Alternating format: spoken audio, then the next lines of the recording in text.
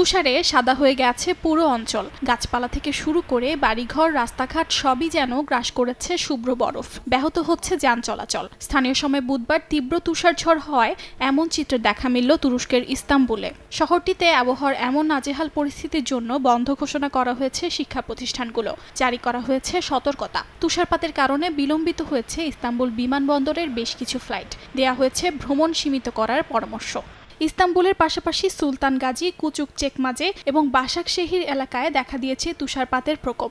এছাড়াও বাগজিলার এসেনলার, কাগিতানে, বেইওলু এবং বেশিকতাশ সহ বেশ কিছু অঞ্চল ঢেকে গেছে সাদা তুষারে। এমন অবস্থায় সতর্কতার সঙ্গে গাড়ি চালানো এবং পাবলিক ট্রান্সপোর্ট ব্যবহার করতে পরামর্শ দিয়েছে কর্তৃপক্ষ। আমার বাসা ৫০০ মিটার দূরে, কিন্তু আমি উপরে যেতে পারছি না। আমার কাছে বরফের টায়ার নেই। যদি থাকতো তাহলে আজ এমন হতো না। এখন আমি এখানে দাঁড়িয়ে অপেক্ষা করছি।